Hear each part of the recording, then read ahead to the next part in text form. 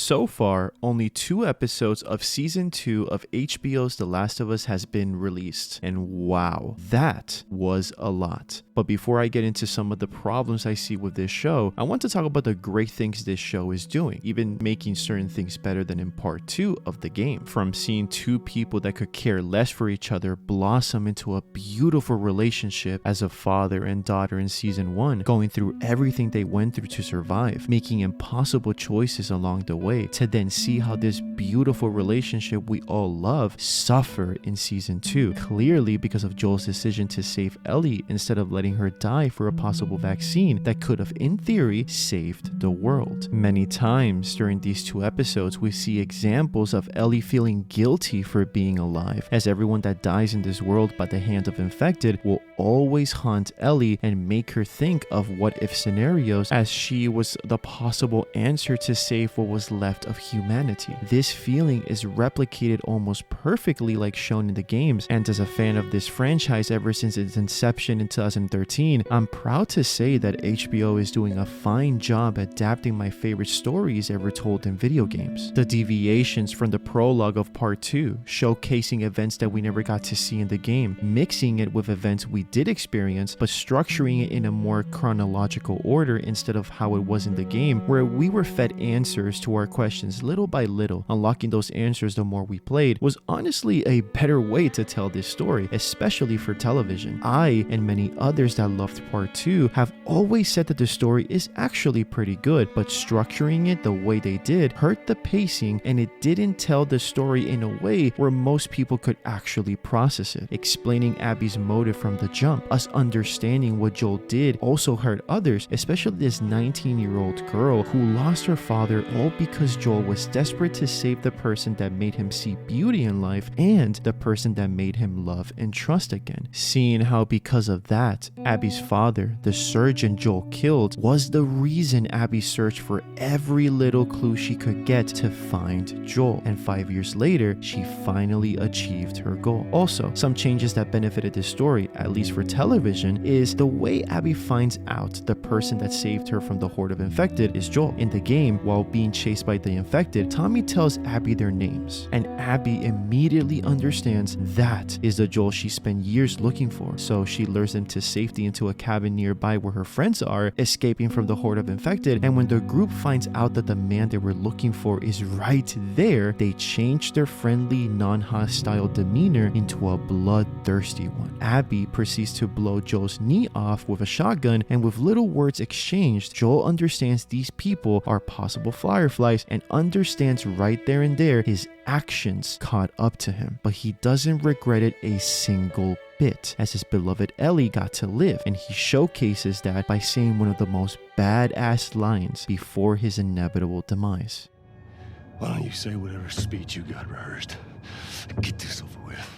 This scene created so much controversy back in 2020 because a lot of people couldn't believe Tommy and Joel being so experienced in this world, known to do horrible things as hunters, fireflies, and smugglers in the past, creating a lot of enemies along the way. You'd think that they would be more careful in giving their names out. Now, I'm not going to get into this heavy topic as I already have said my piece on this in 3 different videos about this specific moment, so if you're interested in seeing what I think about this, these 3 videos will be in the description down below after you're done watching this video. Now, the changes the show did for this event, in my opinion, felt more organic, as we already know Abby's motive from the jump, but also mixing that with how Abby found out about Joel. In HBO's version, when Joel saves Abby, Dina is screaming Joel's name, trying to know if he is okay. Abby then puts 2 and 2 together, alongside with some of the clues of how Joel looks like. She then understands that's the man she spent 5 years looking for, and lures them to the cabin escaping from the infected, where eventually Joel gets tortured and murdered. You can feel the tension rising when Abby tells the group,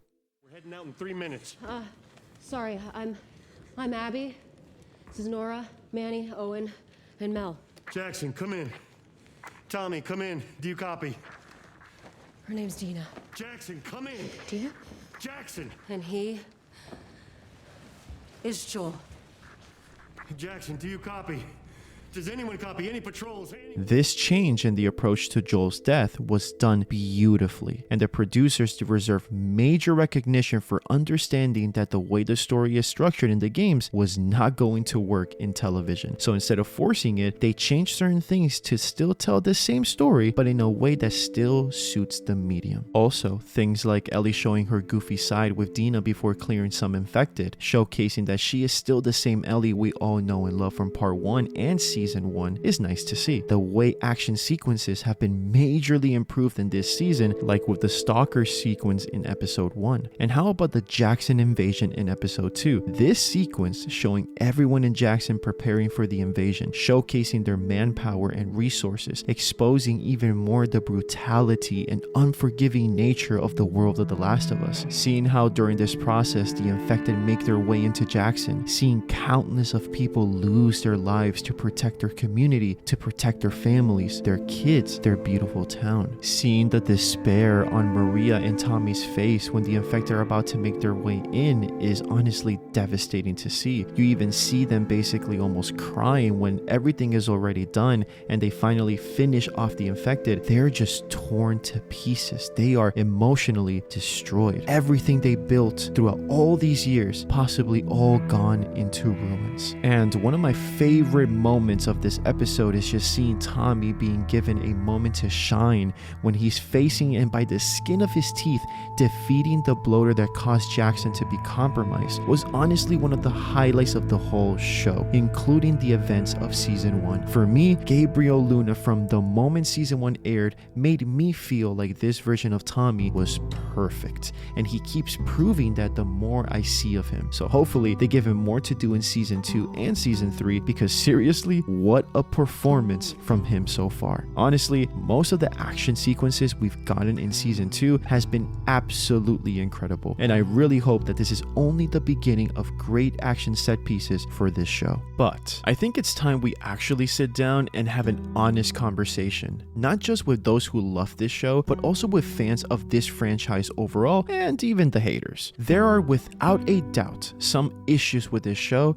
some issues that are outside of the show's control, but most of them are issues that I have overall with the whole package. I think that there's no better place to start with than with the casting of The Last of Us HBO, more specifically Bella Ramsey. Now, Bella so far has shown that she's a fantastic actress. In season 1, she proved so many people wrong, especially when we got episodes as heavy as episode 7 and 8, where she completely steals the show. And so far, in episode 1 and 2 of season 2, she's done extremely well at capturing the essence of Ellie once again. So, what's the problem then? Simple. It's not that she doesn't look like Ellie or she's not beautiful enough. I honestly could care less about those superficial things people on the internet are just obsessing over with. My biggest issue is that season 2 is set 5 years after the events of season 1, and there's been countless times already when I see Bella and I don't see, sense, feel, or buy that she's playing a 19-year-old girl. It pains me to say it, but Bella has a ultimate baby face that even if she's 22 years old in real life, her appearance screams maximum 15 years old. And because that's the case, am I supposed to just act like my immersion doesn't break from time to time when I see Bella act as an older Ellie? Am I supposed to just be fully immersed and act like everything is okay when eventually Ellie has to go to Seattle and survive the horrific things that will happen to her while dealing with the WLF, the Seraphites, and the different types of infected? Honestly, at this point, I'm just waiting to see what HBO does to make me not think about that, because it's truly one of the most distracting things about season 2. And I'm not trying to be mean about this like many other people on the internet are doing. I'm just really being genuine here with what I feel about this. And the funny thing is that every time I see Caitlin Dever on screen, all I think about is how she literally would have been perfect as an older Ellie. So yeah, I guess it is what it is, but sincerely, and I'm being honest with this, I really still hope that Bella shuts me up, shuts everyone who is hating her online, and makes everyone look like morons, because that honestly would benefit me and many fans of this show who want to see it succeed. Another issue is Caitlin Dever as Abby. Now, I don't think that this is a miscast necessarily, because Caitlin is actually doing a fantastic job as Abby, but my only two issues with this are mostly that every time I see her, I see the perfect older Ellie. I'm sorry, I just had to repeat that. But the other issue that I have is just how unintimidating she actually feels at times, mostly due to her lack of muscle and overall demeanor. Now, I'm not saying that Caitlin had to bulk up and gain Hulk-like muscles like in the game, basically. That just wouldn't be possible at all, especially without years of working out, eating a good amount of protein, and of course, jabbing herself up with some beautiful steroids. But couldn't HBO at the very least guide her into toning herself up, at least to look a little more menacing and to give the energy that she was preparing her body to face up to Joel, just like Abby did in the game? I don't know, it's just something that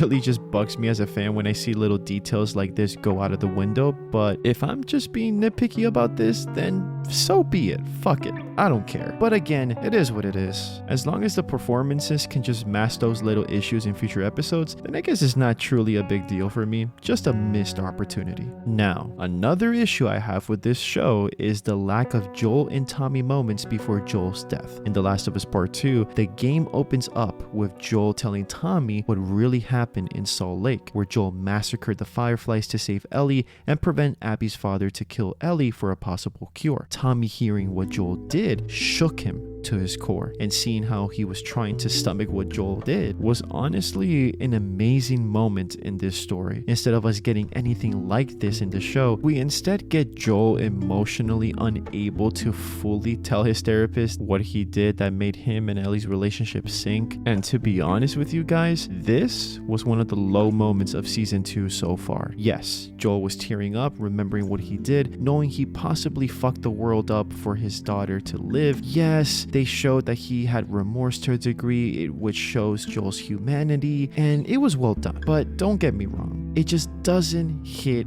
as hard as Joel telling Tommy in the game. I'm very sorry, but that's my truth, and that's the truth of a lot of people that I'm seeing online. It's just nowhere near the same quality, nowhere near the best option to deviate from the game. This is just one of those moments where deviating from the source material just did not work, and it just took out more emotionally than what it gave. Also, Tommy not being there with Joel in the cabin, and instead it's Dina. It just feels a little bit off, to be honest with you guys, but I get it. In episode 1, Dina is shown to have a closer relationship with Joel than in the game, and Tommy was given a moment to shine in episode 2 with the infected. So I guess this change doesn't really bother me as much, only just a little bit. HBO probably did this because in the game, Dina doesn't really have an attachment to Joel like Ellie does, but in the show, she does. So it makes more sense why Dina joins Ellie on a quest to avenge Joel in future episodes compared to in the game. For sure, when Tommy sees Joel's dead body in episode 3, that will be more than enough to fill him with uncontrollable rage to track Abby down and avenge his big brother. And just to end it on this, I did like how they executed Joel's death, as I mentioned a few minutes ago, but the only thing that bothered me about this sequence was Abby's monologue before she started to torture Joel.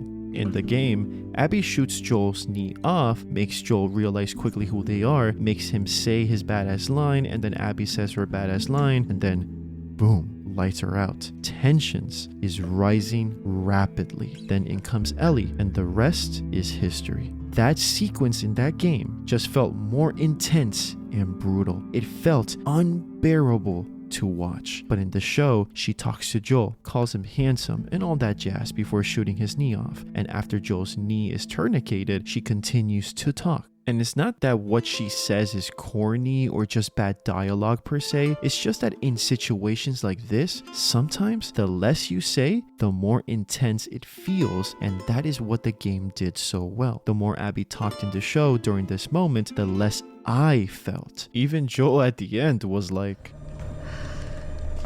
Oh, it's funny.